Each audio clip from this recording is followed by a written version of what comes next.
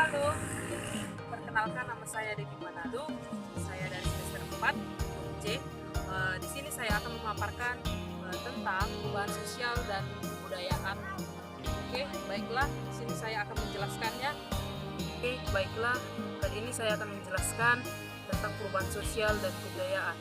Oke, setiap masyarakat manusia selama hidup pasti mengalami yang namanya perubahan. Tidak ada sekelompok masyarakat pun yang tidak berubah. Perubahan tersebut dapat terjadi dalam berbagai bidang kehidupan, misalnya dalam bidang politik, ekonomi, sosial, dan maupun perubahan yang berkaitan dengan kebudayaan. Perubahan yang terjadi dalam bidang sosial pada suatu masyarakat sering dikenal dengan istilah perubahan sosial. Perubahan sosial yang terjadi dalam kehidupan masyarakat ini dipengaruhi oleh berbagai faktor dan juga perubahannya dapat menuju ke arah yang positif maupun menuju ke arah yang negatif. Dalam hal ini, berarti perubahan dapat membuat lebih baik, namun juga sebaliknya. Tentunya perubahan sosial yang terjadi dipengaruhi oleh berbagai faktor dan mempunyai berbagai dampak bagi kehidupan masyarakat. Dan menurut pendapat para ahli, pengertian mengenai perubahan sosial dibagi atas 3 bagian. Tadi kan ada 3 menurut pendapat para ahli, yaitu yang pertama, menurut Gilin, perubahan sosial adalah perubahan yang terjadi sebagai suatu variasi dari cara hidup yang telah diterima karena adanya perubahan kondisi geografi dan material, komposisi penduduk, ideologi maupun adanya difusi atau penemuan-penemuan baru dalam masyarakat.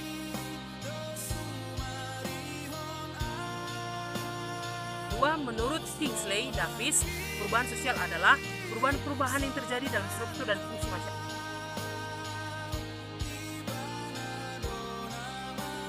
Yang ketiga, menurut Emile Durkheim, perubahan sosial adalah perubahan yang terjadi sebagai hasil dari faktor-faktor ekologis dan demografis yang mengubah masyarakat dari kondisi tradisional yang diikat solidaritas mekanistik ke dalam kondisi masyarakat modern yang diikat oleh solidaritas organistik.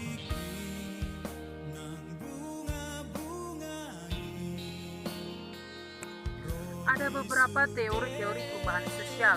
Yang pertama, teori evolusi atau evolutionary theory. Teori evolusi banyak diilhami oleh pemikiran Darwin yang kemudian dijadikan patokan teori perubahan oleh Herbert Spencer dan selanjutnya dikembangkan oleh Emile Durkheim dan Ferdinand Tönnies. Hal ini dinyatakan bahwa evolusi mempengaruhi cara pengorganisasian masyarakat, utamanya adalah yang berhubungan dengan sistem kerja. Berhubungan dengan pemikiran ini, Tönnies memandang bahwa masyarakat berubah dari tingkat peradaban sederhana ke tingkat peradaban yang lebih kompleks atau yang lebih tinggi. Transformasi antar fase ini dilihat dari tingkat hubungan spesial, di mana dalam struktur masyarakat tradisional lebih banyak diwarnai oleh pola-pola spesial komunal ke arah pola-pola yang lebih kompleks. Jalan mengarah pada pola-pola kehidupan yang lebih ideal, sebab tidak sedikit dari pola-pola perubahan justru terjebak pada perpecahan sosial. Kondisi perpecahan ini ditandai oleh lemahnya ikatan solidaritas sosial dan berubah menjadi pola-pola kehidupan yang individualisme.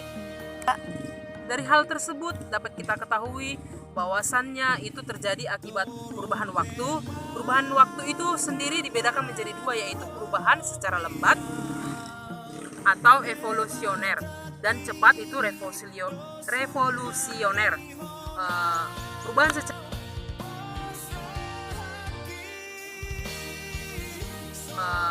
Perubahan secara lambat itu atau evolusi adalah perubahan sosial dapat dikatakan terjadi secara lambat hanya apabila dilihat dari waktunya. Biasanya perubahan itu terjadi secara lambat memerlukan waktu yang rentan. Perubahan kecil secara lambatan yang ditunjukkan oleh sikap dan perilaku masyarakat yang menyesuaikan dirinya dengan adanya pergeseran sosial sesuai dengan keperluan keadaan dan kondisi yang baru dan sejalan dengan adanya proses pertumbuhan tersebut. Yang kedua, perubahan sosial secara cepat atau revolusi adalah perubahan secara cepat akan terjadi pada saat sendi-sendi atau dasar-dasar pokok dari kehidupan masyarakat yang dipenuhi syarat-syarat tertentu, antara lain yang pertama, harus ada keinginan umum untuk mengadakan perubahan. Di dalam masyarakat harus ada perasaan tidak puas dengan keadaan ini. Yang kedua, adanya seorang pemimpin atau sekelompok orang yang dianggap mampu memimpin masyarakat tersebut. Yang ketiga, pemimpin tersebut dapat menampung keinginan-keinginan tersebut untuk kemudian merumuskan serta menegaskan rasa tidak puas dari masyarakat untuk dijadikan program dan arah bagi baik geraknya masyarakat. Di sini beberapa faktor penyebab perubahan sosial. Pada dasarnya tidak ada satupun manusia yang normal kehidupannya yang merasakan kepuasan terhadap apa yang ada pada saat ini. Ketidakpuasan ini didorong oleh keinginan hidup yang lebih mudah.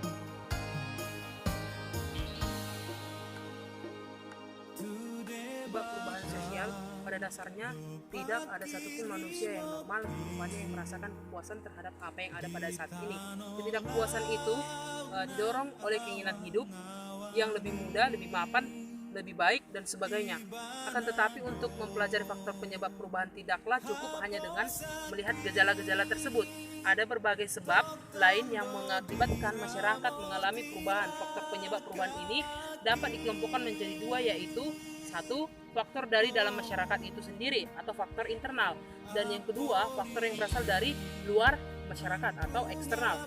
Mengenai faktor yang berasal dari dalam dapat disebabkan oleh beberapa sumber, yaitu yang pertama, bertambahnya dan berkurangnya penduduk.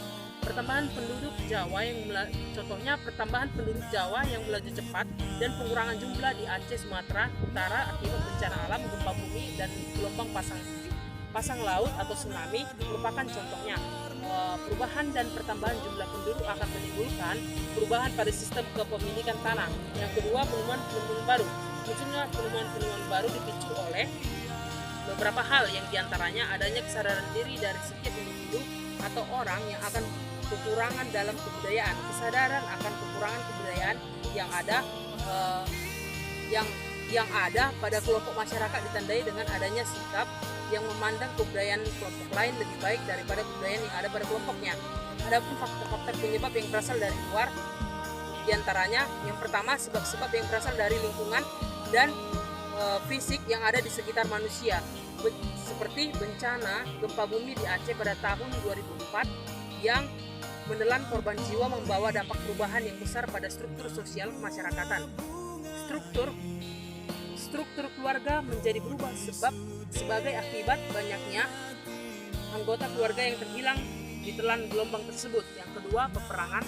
Gejala peperangan yang terjadi telah mengubah struktur sosial budaya dari skala mikro ke skala makro. Irak misalnya, sebagai salah satu negara kawasan Timur Tengah diserang oleh negara-negara barat